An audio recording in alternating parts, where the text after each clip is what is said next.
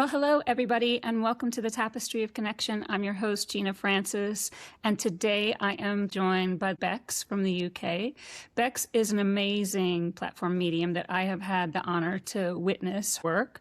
She facilitates tremendous healing in the groups that she works with. The spirits that she brings through, it's just incredible to watch her work. And more than that, she's kind, she's lovely, she's funny, she's talented, and I'm just so thrilled to be here with her. So Becs, welcome. I don't know who you're introducing, but thank you very much. Hi, it's Gena. It's lovely to be here. Thank you for inviting me on your show. I just want to start by what I usually ask people, because the thing I'm most fascinated with is how we wound up here. What is it that led you on this journey to mediumship, to spiritual development? Walk us through that. Well, for me, something that was always called me. I just knew as a little boy, all I wanted to do was talk to dead people. But as a little boy, all I wanted to do was be a mermaid, which was great when I was small, not so great when I was 28. So for me, everything was blocked. And in my generation, you didn't even know what trans was, let alone anything else. So I was completely isolated in who I was. So I lived in my own little bubble. So that took up all my thoughts. And I'm not one of those, what I call born mediums. They're born mediums who literally do that and they connect and they're off.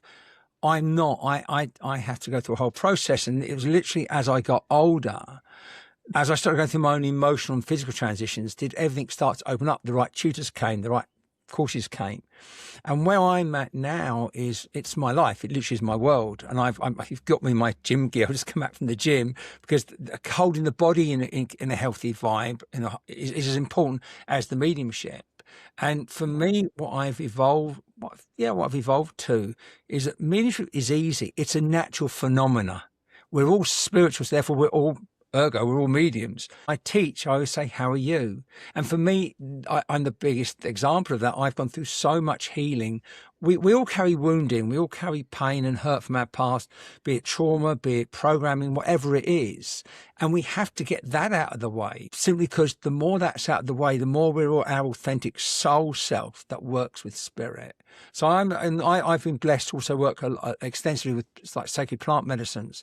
So my whole journey has been unique. So it makes my mediumship unique, because for me, how I work, and again, it is only me, when I work with, if I'm doing a demo or a show, if I'm working with the recipient, my role is to facilitate that, what I call evidential profile.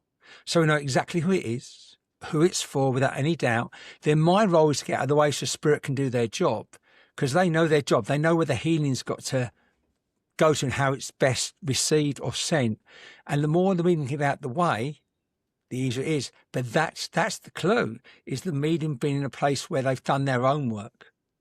So I'm constantly involved, but for me, that's the clue, is the medium does the work on themselves, on their own healing. That's the most important thing. As I've done that, my mediumship's opened up more and more. That's really important to bring that up, because I think there are a lot of us in this work that have had great trauma, in our lives. And in some ways, it's like you think it's a curse, but it winds up being a blessing, because through that trauma and through that healing of the self, you are able to tap into this richness, this tapestry of feeling and compassion, and you're able to understand people better. But I think a lot of people don't realize the work that you have to do on yourself first. Absolutely, yeah. For me, the emotional pain and the physical hurt, all that we go through becomes our spiritual strength. And there's a saying, and it's a cliche, but the best, whatever the best is, the best mediums have had the hardest lives, because they've had to find their own empathy. And that empathy, that love for people, that unconditional love, is what we have to work with. Because when I work, I create a container of, it sounds a cliche, but I create a container of love that we all sit in. And that's just not only for spirit, but that's for the people I'm working with. Because my role, and again, I see my role slightly differently maybe to most mediums, is I want everyone in that room, everyone in that theatre, whoever I'm working with, is feeling it. It's not just the one. If one person's got someone they love coming through, bringing healing, I want everyone feeling something. And they go away feeling that they've received a healing, they've received love, they've received something they may not be able to put words into, But that only comes because you and I know pain.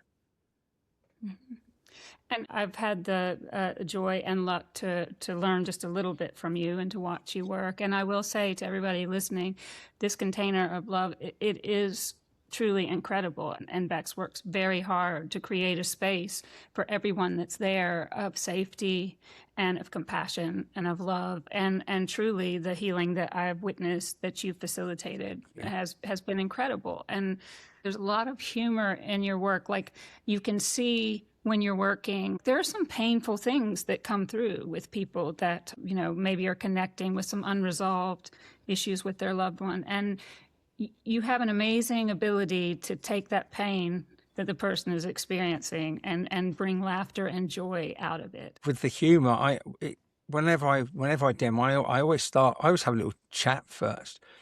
And I totally understand. Nothing I say or do, nothing I say can take away the pain of how someone misses their loved ones physically. They miss the phone calls, the hugs, the cuddles. Nothing can change that. But when someone finds their own path and they find out that their own truth, their own knowing, it changes how they grieve. And within that, for me, everything comes down to love, the universe, one song, love. And within that is humor. And I've had a few people I know have been shown by the universe, say, it's not a joke as in funny, ha, we're laughing at you, but laughter is it.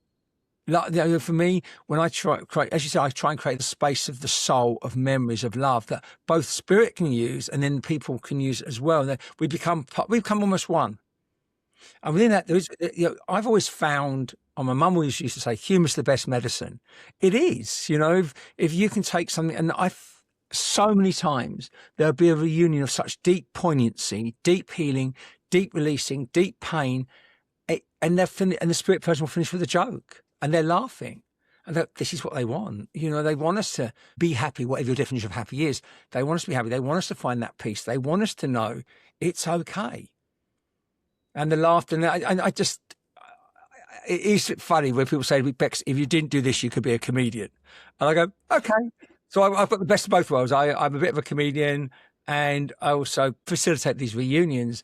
And I suppose what it is with me, I take what I do so seriously. It's sacred work. If you want to break it down, I've got a sacred trust. If I'm working, I've got a spirit person with me, and literally everything they are, their memories, their essence, their soul, their spirit, their love, everything's in the palm of my hand. That is such a responsibility, but I'm allowed to have fun with it too. Mm-hmm. If I've got a grandmother who was a real nasty piece of work, that's who she was here. It's not who she is now in spirit. So she'll come in that space of the memory and soul, show me this is who I was, because they're going to interact with us the way we knew them. There's no point me bringing through a divine being of a dad who was a real horrible piece of work. Where's the healing going to be? So within that, I find I've got this in my own life. I can use humor as a deflection, so I'm pretty good with the humor. Just walk us through a little bit, sort of with your journey as a trans person. I mean, first of all, as mediums, we already have a little bit of side-eyeing from the general public, and then, to be trans on top of that. How hard has that been for you? And you're an extremely tall woman. You're what, 6'4"? 6'4", yeah. So you have a commanding presence, and so it's people notice you when you walk in a room. Can't really miss me, can you? My trans journey. I think I grew up knowing from the age of 4 or 5 years old, but there's nothing. It wasn't even known. I mean, I think the first exposure I got to the whole trans thing was a model called Tula, who got outed she was a Bond girl. And I remember thinking, well, I'm not the only one. But I spent a whole lifetime of just hiding, fear of rejection, fear of ridicule, standing out. And I had the most masculine face you can imagine. So I never even thought about transition. And of course, I hate that word trapped, but being trapped in a position in life, there's no way my ministry will ever open up, because if you can't open up, you just can't open up. And to cut a long story short, what happened was about 20 years ago, as the internet was going, I found out about these surgeons that created something called facial feminization surgery. I was with an amazing wife. She's still one of my closest friends, and I explored it. And I've had something like 20 hours of facial surgery. My first facial surgery was 12 hours of bone work just to try and restructure the face. I've got like 18 screws and 4 plates, but I still never thought I'd transition. And even when I followed up with more soft tissue work in the face, I still never thought I would transition. And it was just slowly, it's just been a journey. I just own being me.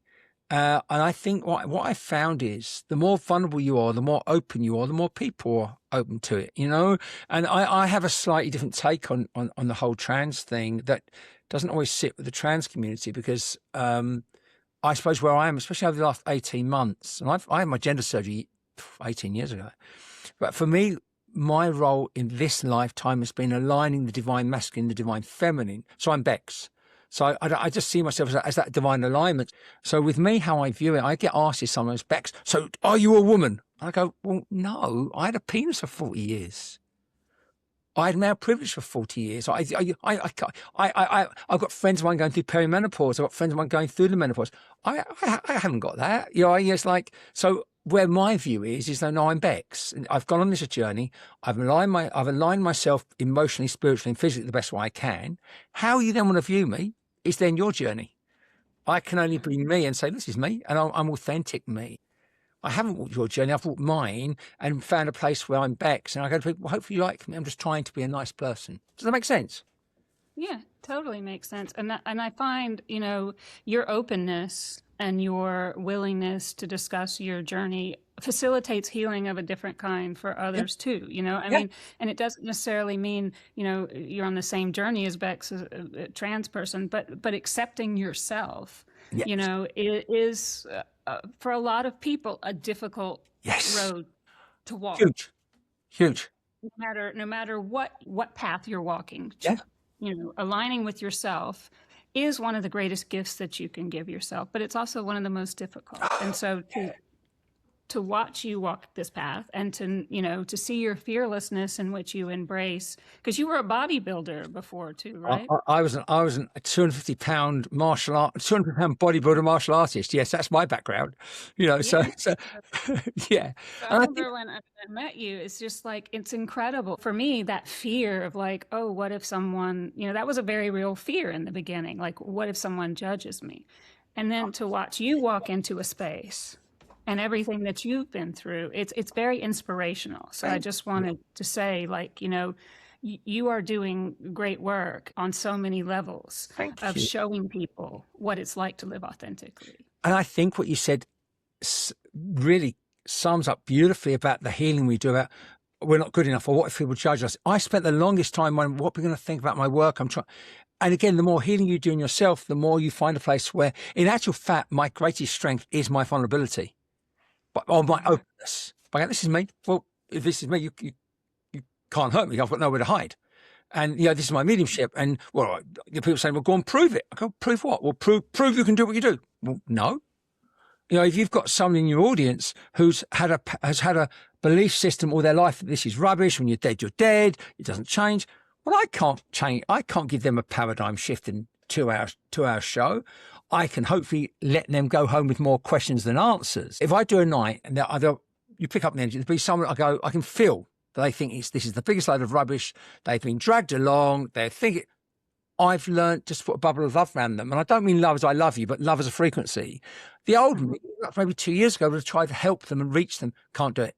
All we can do is be out. What I've learned is, Gena, all we can do is be our authentic self and come from a place of unconditional love. So when I work and I set that container, and you said it, that I mean, as a frequency, as an energetic, I open my heart, my soul, I build it up. So the love that I have, the love that I can share unconditionally, I fill a room up with or a theatre up with. That's all I can do. And if someone wants to be part of it, they can choose, or they just want to be an observer, they can be part of it. But what I've learned is when I'm working, even those going, they're getting the healing they need on the frequency they're ready to receive it at. Yeah, because there is a tendency in the beginning, at least, to try to, I can show you. And you learn to be like, you know what, you do you.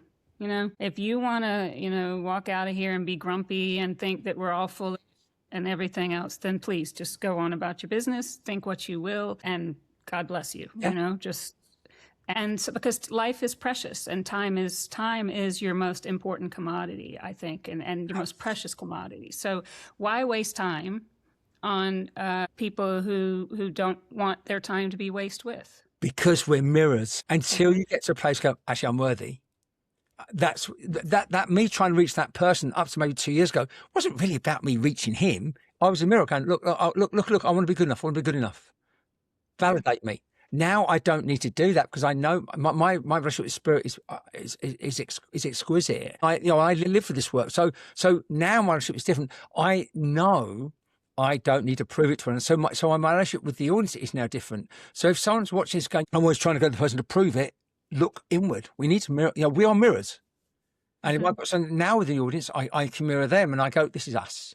So it becomes, instead of I'm trying to reach one person, the audience is us. Is it all making sense? Yeah. Perfect. It makes sense to me. Yeah. Makes sense to me. Yeah. So walk us through a little bit of sort of your process when you first started connecting, like, because I can remember when it first started happening, just the joy and the fear simultaneously. Yeah. What was that process like for you? Well, this is for anyone who's watching or listening. I remember back 20 years ago, just I was getting going on my development. There was a very well-known matriarch of the spiritual movement, wonderful lady, very tough. And I was blessed to do one of her weekend workshops. And I got a slot to have a one-to-one with her. And she sat down and said, yes, you might make a healer, but you're never going to be a medium. I went home and cried. And it destroyed me. But I kept going back. And whenever I teach, I always say, I'm there to serve and I want to make you feel better about yourself because it is a journey of self. So my journey into my mediumship really mirrors the journey into me and my healing. Because as I've gone, I mean, healing is, you deal with some dark stuff within you, your shadows, they call it shadow work, don't they? Within my own shadow stuff. And the more I've gone into that, the more my missions open up because I get out of the way better. So as I've done more, and also for me, it's experience. And I'm blessed now. I'm DEMing 4 or 5 nights a week. And that comes with experience. And for me, when I first started off, I was like, oh my God, you get something. You go, oh my God, I've got something. And it excited me. And it is a journey of getting excited. Again, when I teach, I had a beginner's course the other week, and they've never done it. But within a day, they're getting reunions. They're going, well, yeah, you're working with dead people that aren't dead. And if I know, but how? Well, because we can all do it. We all have the potential because we're all spirit. And for me, it evolved more and more. But it is, I feel, I can share my experience. This journey, if you want to take it from if you like, newbie to, I don't know, platform medium, it's a long, hard journey. Not because the mediumship's hard. We have to go through a hard journey. I can remember that when I was first developing, I would do like house parties and channels all for free. I still do, all my channels are still for free. But then I remember when I got to the stage of starting to charge, I was saying it's £10 each, but you only pay if you enjoy the night. But there's a whole journey. And I remember the first time, God, it's still painful. The first time I ever did a house party for someone that I didn't know. So I've gone to this house, all psyched up. Yes, spirit, I'm learning to work for you. I'm so excited. The whole night, in 2 hours, all I got was a picture of the Sydney Opera House. That's it. I went out. It's so embarrassed. I got in my car and I cried. And for me, if I could give anyone a gift about mediumship training, mediumship development, yourself. It's all about you. You can teach. Yes, you can teach how to give a one-to-one reading. You can teach how to present your work on a platform situation, be it a church or something. But the work's from within. The work's always within, and that's the job of the tutor. Isn't say go and practice getting links. You can practice getting links all you want, but if you're not in the right place, you'll get the same quality. You'll get a man in a coat. But if you want to get right into that healing, if you want to get right into that spirit, no, you've got to be able to get out of the way so you can really feel them. Yeah. And that's important too, because everyone has ego, right? Everyone. Yeah. It's part of who we are as spirits having a human experience. Yeah. And it's that thing of that balance of having a healthy ego in the sense of identity, but also realizing that it's really not about you when you're doing this work. It's about, like you said, it's being of service, number one, and two, it's about recognizing and being right-sized in the work, if I could say that, everyone can do this. Yeah. every single person, but there is work involved, and it's about like putting in the work. And Exactly. I'm a little bit like a kid too, where like I want it and I want it now, and I want, like, why won't you give it to I me? want it now, right now. Give it to me now. Right. Yeah. And it doesn't work that way. No. It's a process, but recognizing the fact that, like, just to get out of the way, that's probably one of the most difficult The way things. the way I word it, and it's a play on words, is yeah, you have an ego because my happy place now I've learned is in front of people. So you need the ego, but it's not being egotistical because it's not about me. It's about if I've got someone's dad who wants to reunite with his daughter, what does he want to share with her? What does she need? It happened to be that over the weekend, and this dad, I work sometimes in silence because you've done that evidential profile, you've built up, and then that frequency of love is so frigging powerful. It doesn't need words. You've got the connection. You're okay, just feel it. Just feel my heart first. Now and then that feeling just intensifies until they feel the love. And then as it expands, not the love, but the love from spirit that contains it, it's almost like a raindrops. Everyone's getting what they need within that reunion. Even though it's nothing to do with them, they're still getting that healing. Even though they're not open to it, they're still getting it. Mm-hmm. Actually, that's in terms of spirit. I always say spirit are the ultimate intelligence. Our job's get out of the way. We're part of that intelligence, but we're here in this physical body. Our job's just get out of the way and let them do their job because they know their job. And so for people who might not know, sort of like platforming, that is like when you go in front of a group, you are on stage, or you're in front of them, and you invite spirit in, and then you connect spirit to the person in your audience. It's not like a one-on-one session where No. you paid to go have a sitting. It's you're in a group, people come in, and then spirit works through you, and then you identify the recipient in the audience. I call it a collective experience. What I try and say, my work is getting more and more unique. Before I do the demo, I have a preparation program I go through. Mm-hmm. And part of that is, again, setting up this container that we're all part of. So my role is I set up with love in the power of my soul that spirit can also use then that place of the memories and soul. Then with each recipient, so I then link with spirit, and then literally I'm out of the way and I work what's called clairsentiently. So you've got a whole audience in front of you. It might be a house party, it might be a theatre, it doesn't matter. It's still the same. Numbers are irrelevant. It's the energetic, the vibration it's the frequency we've set. So I will know I've got a dad, and depending on how I'd like to not usually go direct or straight to someone. I like to share up the share with me, so it keeps everyone engaged. Because if I go direct straight away, everyone else goes, oh, it's not mine, and I might lose them. I don't want that. I want them still listening, because I won't necessarily, let's say I've got a nan, a grandmother, and someone puts their hand up, I won't necessarily stay with them just because they put their hand up first. I know a lot of mediums do, but I don't. My role is to make sure I find the right recipient. And I don't care what I look like. I'll go around 8, 9 people till I find the right recipient. Because often it might be the grandmother that person doesn't want to hear from. Well, tough luck. Mm-hmm. There's a reason why. And then once we've done that evidential profile, and it's them, it might be the name, whatever it might be, how they pass, there was something within that profile, so, it can only be for you. And then I say, okay, what do you want to do? What are you sharing? What do you want? What do they need? Because obviously the spirit person knows what that person needs more than I won't know, but they will do. And the more I can get out of the way for them, the more that healing can manifest and build. And what I've learned is, Gena, in that frequency, in that moment of what we've all created, healing is instant. You can do therapy for 10 years. You can go, I've done something called ayahuasca a lot, and they call that, they say it's like 10 years of therapy in one night. Yep, it is, when you do the work. But this work, when I'm working with someone, because the frequency is being raised from the audience and the person I'm working with, and spirit meeting, the healing can happen. There can be instant healing, instant release. It's so powerful. Yeah. Yeah. And I've seen it. I've experienced it, and I've seen it. And I mean, 100% agree with you. Like, that healing can be like that. But I think it's also important, like you say, like the soul has to be open and the spirit has to be willing. And so and sometimes it's instantaneous and you haven't done any work, but most of the time, by the time the person arrives, they have become willing and open to allow that healing. Absolutely. And spirit in there, I will share a very quick story, is happening the other night. I was working with this lady, and I can't remember, it was her dad. It's lovely, lovely. It opened her up, so she's more open. Then in the second half, the work started because it's her mother. And the mother and her had no relationship. But because she's opened up to her dad being there, it made space. She was made space. Then she was more, if you like, open to the healing the mum tried to bring. And again, that's the sense of spirit. And we're all part of that same intelligence.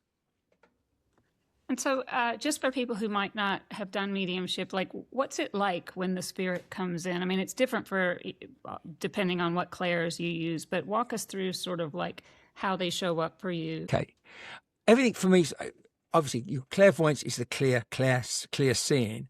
I'm not clairvoyant in any way. And I always make a joke when I'm working. I always make a joke, but it's true.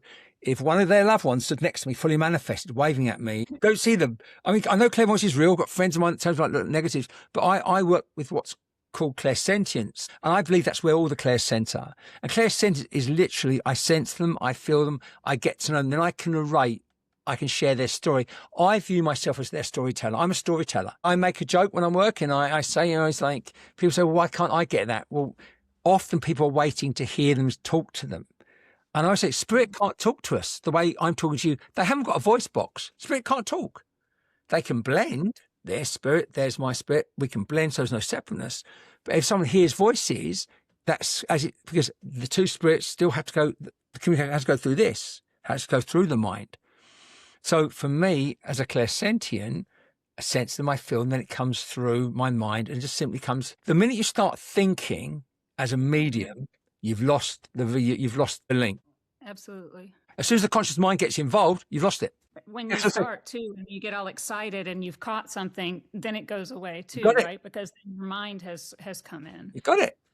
Yeah. As soon as the mind gets involved and you start thinking, the brain's involved, the brain cannot do mediumship. I'm so glad that you mentioned like that you use clairsentience, and because I think people who might not know the work we do, clairvoyance is the one they know, right? Clairvoyance is the one they like. You get visions, or you get, you precognitively see something in your dream or a vision, and not everybody works that way. Not everybody works that way. I know I started with claircognizance, followed by clairsentience. Those were my two. Yeah. And, I used to think that, you were only psychic or you were only connected once you had clear sight or clear. And you saw them. You've got to see them, Here's the thing for everyone. Anyone's watching this or anyone's listening, don't do this while you're driving. But if I ask you to close your eyes and then ask yourself to think about or feel the memory of someone you love in spirit, and in your mind, just describe them in 2 or 3 words. And I can almost guarantee everyone listening or watching will not be saying how tall they were, what clothes they were. They'll be saying how they made them feel. Absolutely.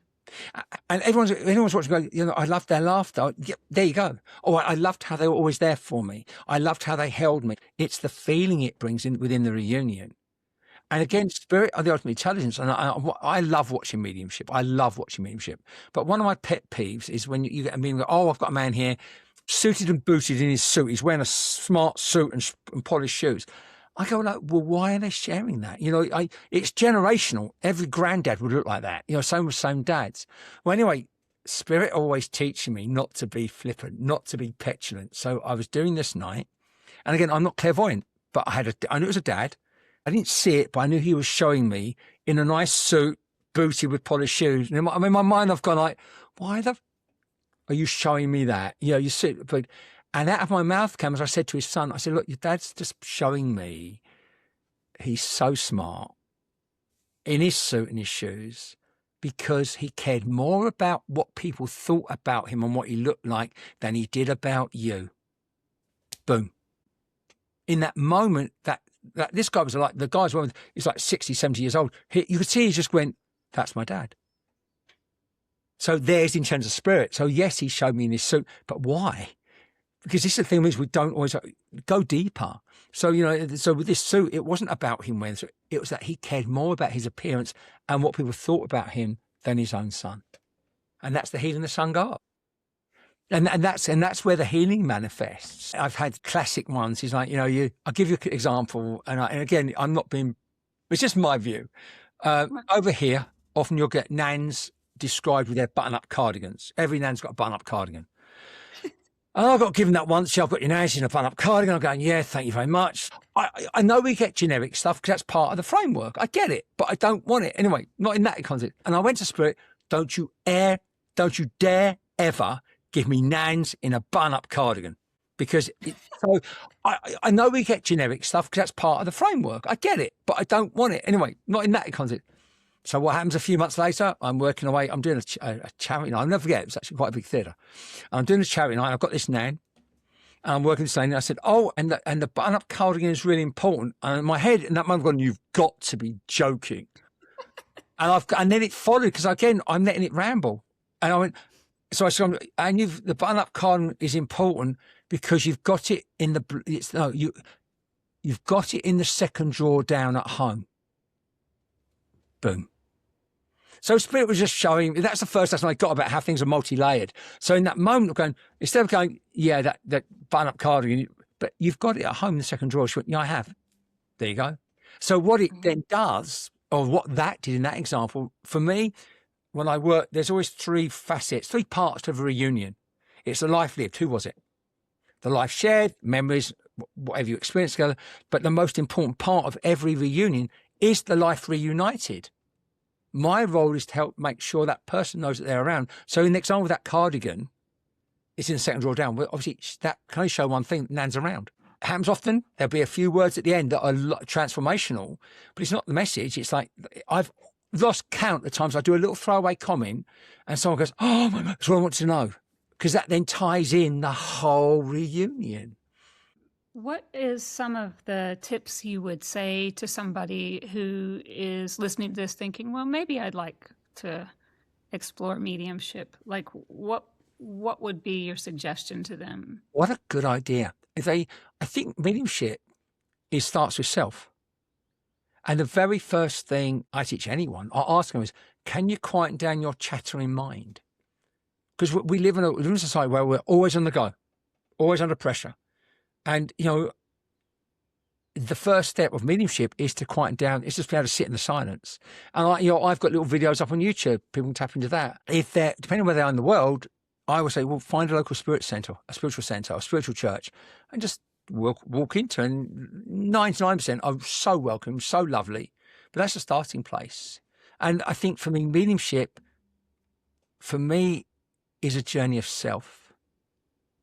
It's a journey of self. We are the all divine spirit. We're all eternal beings having this life experience. And it's a gift. It's such a gift. I mean, I remember a very wise shaman once said to me, every breath is a gift. And now I remember thinking, well, what are you going to do with it? You can't live your life. We can't live a life like others would be sitting on a mountaintop just meditating all day. But what we can do is take a little time. I go, I'm grateful for this. And then it comes back to the mediumship is developing your mediumship is the toughest journey. Not because mediumship isn't easy. We are hard work because we come with all the need for healing. We come with the need of releasing. We come with pain. We come with trauma. We come with programming. And, the analogy I always draw, Gena, is I talk about mobile phones a lot, about being a mobile phone. I'm a mobile phone when I work. Well, if you've got a brand new mobile phone, it hasn't got lots of apps on it. It hasn't got lots of stuff slowing it down. But if you get a mobile phone, it's not the best analogy, but if you're a mobile phone with loads of apps on it, loads of dumped on it, it'll slow it down working. The same principle.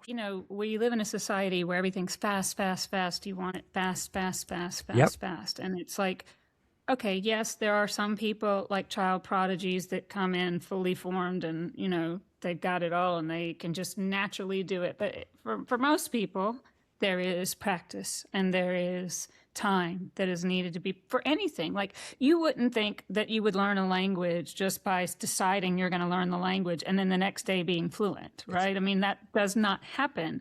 The same thing if you're training for a marathon. I mean, unless you're just insane or you would spend the time putting in the miles. Exactly. It's the same thing with this work. Yep. I mean, people say, oh, I don't have the ability. It's not that. It's just, do you have the desire? Do you have the time? Do you have the energy to work on yourself? Because like you said, it's simple, but it's not easy. That's it. Right? Exactly that.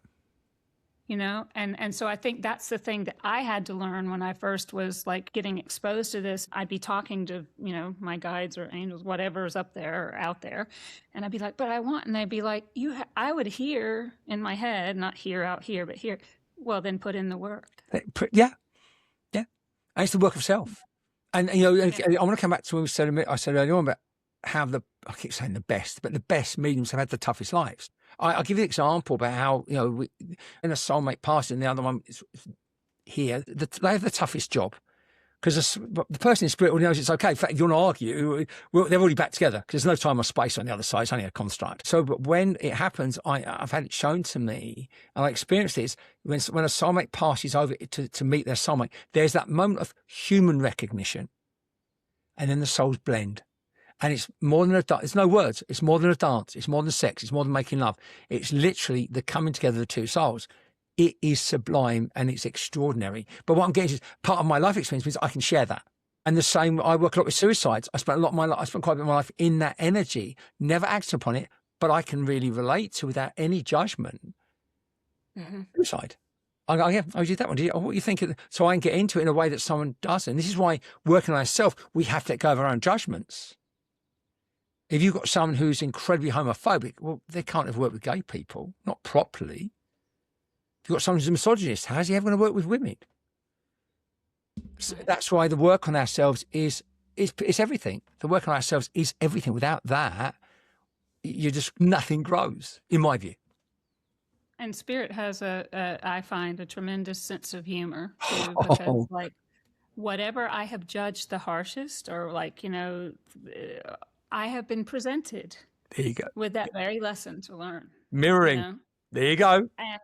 And so what I would say is like, woof, like I don't judge anyone for anything anymore, because like, you know, at one point in my life, you know, there was a time when I was very judgmental of certain things, and then poof, spirit presented that experience for me to live so that I could then understand and have empathy and compassion for the people that might be walking that walk, you know? And the whole point is you build at a place of love. And when there's no restriction to it, when you've done that work, you've been through all that pain, it becomes part of you. And you build this love up and you fill a whole room or a whole theatre up, because it comes from a place of unconditional love, because you know what pain is. You're not experiencing the pain in that moment, but as you're building that energetic field, there's no resistance, because you've done it all. And now I'm grateful for it. And that's the thing I was going to say, like gratitude is so very important. And it's something that so many people forget to cultivate.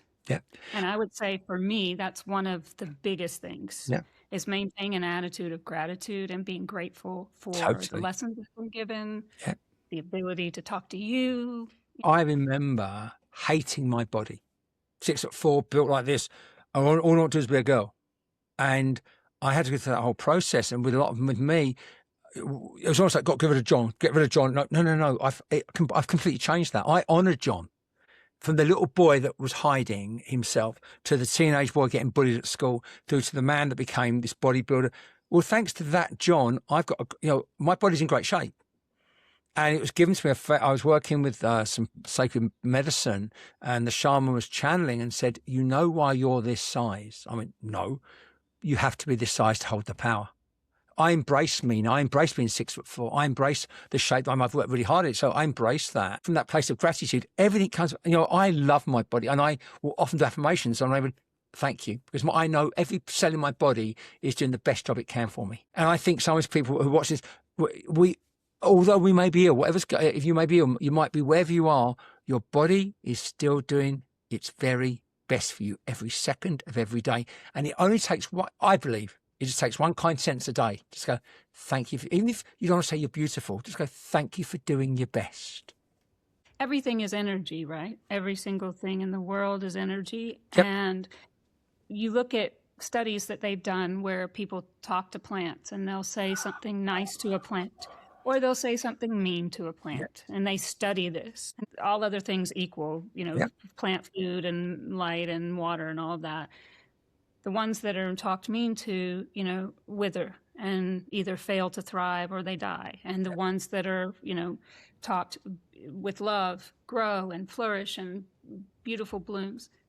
So if we have this knowledge that that's what happens, why would we treat our own selves as our own worst enemies, right? Where we will beat ourselves up, where we will say mean things.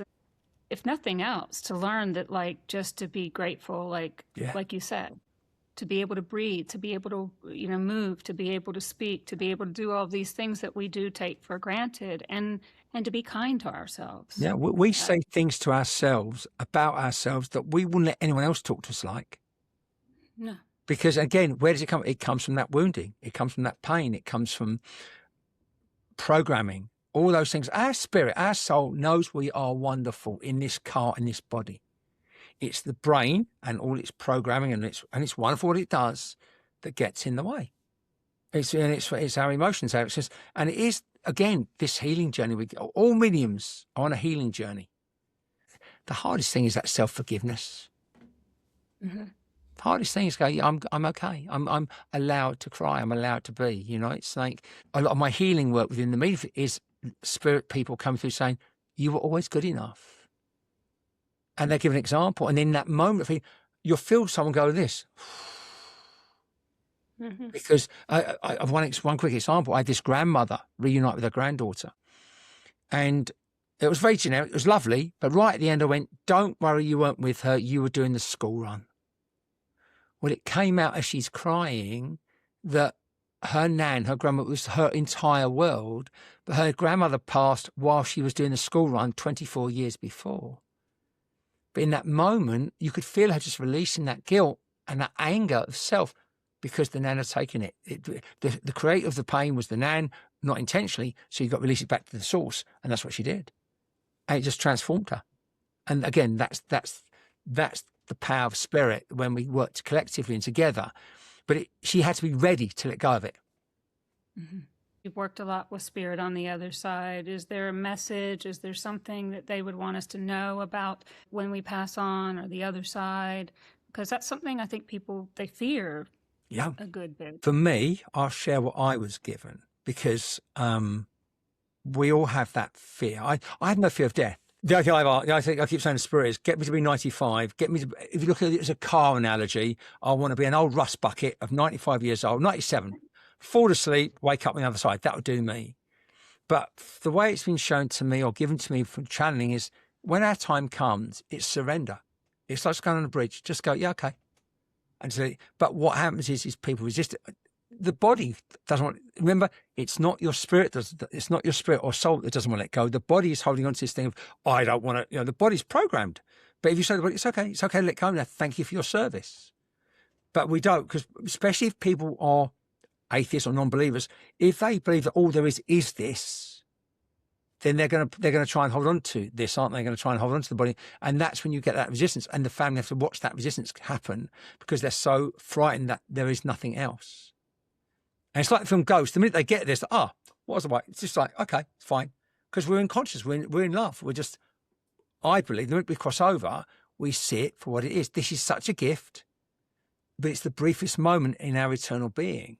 What I will share, and again, this has been given to me by spirit, is if ever you've lost anyone in a very tragic circumstances, often spirit will take them out of the body before it actually happens.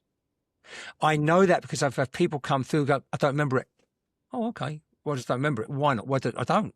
So for me, that shows that it's not a case of someone's going to go, I don't want to talk about it or share it. That's fine. But often it'll be, I don't remember it. And I'll say they don't remember their passing because it was what happened. Or it was this. So that's only my experience. And again, everything I'm sharing with you is only my personal story, only my personal anecdotes of my mediumship. But and when people say, what's it like on the other side? I go, I don't know, because we've all got this vow of forgetfulness. And also, I don't think we could comprehend it. Because we're governed, we have these 5 beautiful senses of, I talk about touch a lot. If you touch someone's skin who you love, it's priceless. You've got eyes, look into the eyes of the soul of someone you love. It's priceless. To touch someone, to smell someone you love, like oh my goodness, fresh coffee. Smell the fresh coffee. That's a gift. I know we've got so much more on the other side. I know our eyesight is beautiful. The eyesight, what a gift. Sunrise, sunset. But when we cross over, I would imagine we see even more. Why? Because we're not governed by eyes. But how it works, not got a clue. Yeah, same. I know anytime I've connected with spirit, it's beyond words, Yeah, right? Like totally. it's the love and the beauty and the you cannot put, at least for me, I cannot put into words that how amazing it feels. It's beyond ecstasy. It's beyond everything. It's a completeness. And again, I got shown something at a den one night. I had this mother and two of her children. One of the other children was in the audience. I think she was, I mean, she wasn't young. She was 60 odd, this woman. Her mum was, I know, her mum was there, 2 children. And this woman is taking care of her dad, who's 90 odd, but he's about to pass. And the family was saying, yes, you're doing a wonderful job looking after him. It's wonderful. But then what happened was they came together. Again, I don't see it, but I saw it. They came together as a white ball of bright light. And I went, in my head, what? And I said, why, what's this? I was in my head, I went, what's this white light? You know, what's going on? And I explained to her, they've become this ball of white light. And then she went, this is the light they see. And in that moment, I realized when people say, oh, go to the light, what they're saying is go to your family, go to your friends, because that's what they create. They create that beautiful ball of, I saw it as a white light, but it could be, but there's the energy. There's the love frequency of the family. So literally the mum and 2 children came together and went, we're here waiting for him. And that was so powerful. So powerful. And again, you know, was it a white light or did my brain turn into a white light? It doesn't matter. They just show me that they come together in preparation for him. It's incredible. I mean, there's so much that we don't know. And probably our heads would explode if we were able to know, because it's beyond. But what I do know is that it's love and it's wonderment and it's joy and it's celebration and it's And what I will do, I'm going to answer someone's bound to have this question, right? Well, why can't we if we talk about past lives and past stuff, why don't we remember past lives? Why don't we remember it all? I can answer that from my own life story. We're talking about reincarnation. And so I've had 2 lifetimes. I was John for 40 years, all the members of John. I had to work really hard at aligning John, honouring John, bringing John into me, integrating John. I've had enough to deal with just 2 lives in one lifetime. Imagine having memories of 100 lifetimes. You'd go, and memory of spirit. You would go bonkers. I got given a gift from someone challenged saying to me, Becs, you've had the gift of 2 lifetimes. And that's what I can share with people, saying, I wouldn't change my path. I really wouldn't, because I honour the role of John. I honour that I can see both sides, and I think the Native Americans would call me a true twin soul. Yeah, maybe, but I think it's just I've had two life experience of, I was never an alpha man, but I was certainly a man's man. With the size, the way I looked, I was never a man's man, but I was certainly the big 6'4" bodybuilder, see me abs sort of bloke, martial artist. And I'm not girly, but that alignment was what I've done. But if I had to have 100 of those, no. And that's why I think we don't remember past lives, because I think we're not meant to. Because if we did, I think we would just go doolally, and it wouldn't make any sense. So that's my 2 cents worth on reincarnation. And is there anything that we haven't talked about that you would want people to know about spirit work? Yes, I want everybody to know that as much as I love you coming to my nights, and please keep coming because you pay my bills, you can do this too. You can see. I'm not saying you want to present your work. I'm not saying you want to dedicate your life to it like Gena and I have, but you can sit in the quiet. If you can work at quieting down that conscious chattering mind. Again, I've got a YouTube channel, and I'm starting to put meditations up on there that I do on a Wednesday morning. If you can start to quiet down that conscious mind, that chattering mind, and quiet down your mind, you start to feel them. Remember, they will not talk to you. They can't talk to you. They haven't got a voice box. They don't talk to me. They can't talk to you like I'm talking to Gena, because they haven't got the physical equipment. You can hear the voice internally, but it's more start by feeling the presence. But you start by feeling your own soul. You have to be able to feel yourself. Whether you're a developing medium, a working medium, professional medium, the first, most important link you'll ever make is with yourself. If you can't find the authentic, eternal you within you, how the hell will you ever link with spirit? Because the brain doesn't link with spirit. You do. So that's all comes back to self. And you start off by sitting in the quiet, quieting that chattering mind down and sitting in the peace. That's the hardest part. That's the first step. Does that make sense? I think so. Wonderful sense. And I just have to say, I mean, what a gift it is to be on this journey, just get to meet you and to get to know you and all the others in our wonderful, eclectic band of merry misfits, as I like to I think love of it. that. I'm stealing that. I'm going to steal that for you. We're a band of merry misfits. I like that. And I almost forgot to add, you have a book. I have. Oh, yes, I have a book and a second book coming out. My first book is Suicide and the Surviving Spirit. And the second book is all about hugs from heaven. And so for those of you who would like to get in touch with Becs, there are several ways that you can connect to her, and one of which would be www.becs-medium.com. She also has Facebook, Instagram, and we will link to those as well. I'm thrilled to know you, Becs, and I just invite you all to check out her channels, check out her work. You won't be sorry. And thanks so much for joining us. I've so loved talking to you. We could talk for hours. Thanks so much for being with us. And if you can, drop a like, follow, or share this podcast. If you need to get in touch with me, you can do so at spirituallightwisdom.com. Remember, we're all connected, and these are just some of the stories that weave us together.